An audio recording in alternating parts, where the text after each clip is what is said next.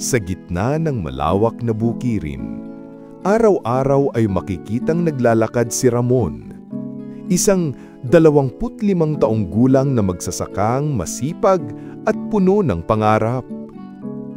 Bit-bit niya ang kanyang lumang bayong na pinaglalagyan ng mga ani.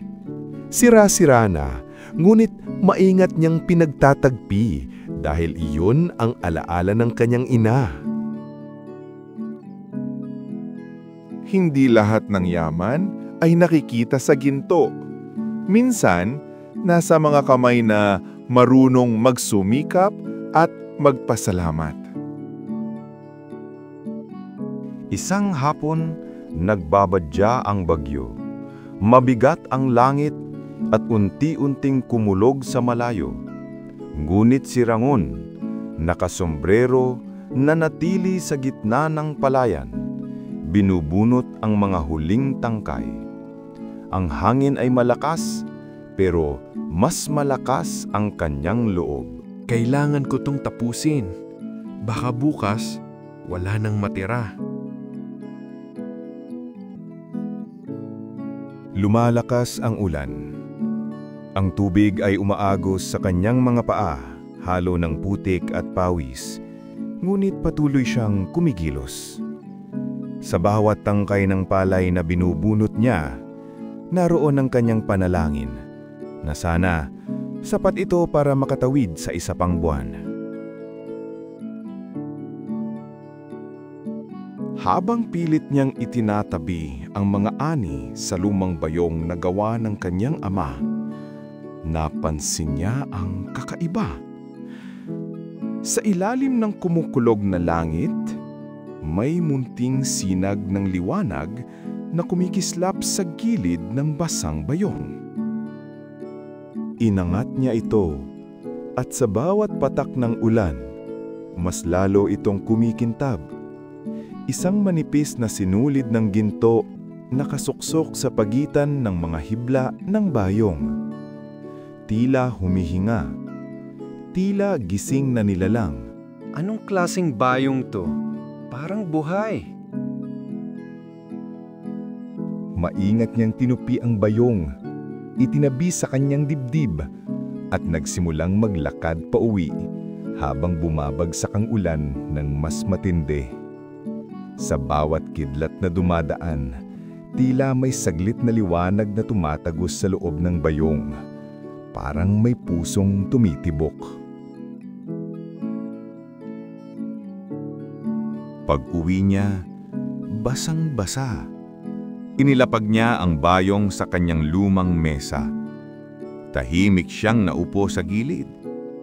Ngumiti lang siya, tumingin sa bayong.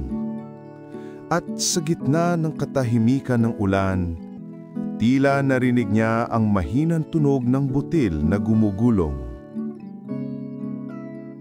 Kinabukasan, dumaan ang araw na tila karaniwang umaga. Ang mga ibon ay muling nagbalik sa kanilang sanga. Ang hangin ay mabango, dala ang amoy ng basang lupa at bagong ani. Ngunit sa loob ng kubong yari sa kawayan, si Ramon ay gising na gising, nakatitig sa bayong na nakapatong sa mesa. Ang bayong na kahapon ay ordinaryong sisidlan lang, ngayon ay may kakaibang liwanag. Parang may gintong hininga na dahan-dahang lumalabas sa pagitan ng mga hibla nito. Hindi to karaniwan, pero biyaya ba to? Marahang lumapit si Ramon. Ang kanyang mga palad ay nanginginig habang binubuksan ng bayong.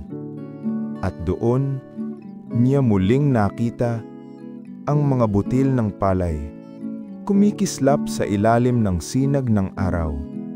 Tila bawat isa ay may sariling liwanag. Hindi siya makapaniwala. Ang bayong na iyon na kahapon pa'y basang-basa sa ulan, ngayon ay puno ng biyaya, higit pa sa kanyang naani sa buong taon. Tahimik ang paligid, ngunit ang hangin ay may dalang bulong na parang mula sa lupa na Ang pawis ng marangal ay hindi kailanman nasasayang. Dinala ni Ramon ang ilang butil sa bukid at itinanim. Sa loob lamang ng isang gabi, tumubo ito. Matataas na tangkay ng palay, luntian at tila may bahid ng liwanag. Nabighani siya. Ang dating tuyong lupa na halos ayaw ng tubig, na yon ay tila pinagpala. Lumipas ang ilang araw at unti-unting dumami ang kanyang ani. Ngunit kasabay nito, may kakaibang katahimikan tuwing sasapit ang gabi. Sa tabi ng kanyang higaan, ang bayong ay minsang maririnig na kumakanuskos, parang may gumagalaw sa loob. At sa dilim, may mahina siyang naririnig, isang tinig na parang ihip ng hangin. Ang biyaya ay sinusubok, hindi basta ibinibigay. Napanaginipan niya ang bukid na naglalaho, ang mga gintong palay na unti-unting nagiging abo. At sa gitna ng panaginip, may isang tinig na muling nagsalita. Ang yaman ay walang saysay kung hindi mo ito ipamamahagi.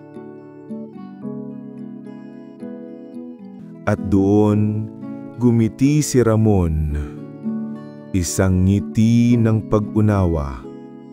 Naalaman niyang ang hiwagang ito ay hindi tungkol sa kayamanan, kundi sa aral na dala ng bawat pagod at sa kababaan ng loob na ugat ng tunay na biyaya.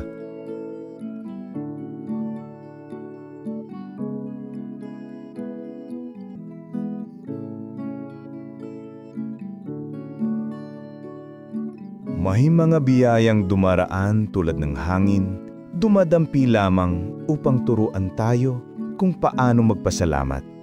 Dahil ang totoong ginto ay nasa mga kamay na marunong magtanim.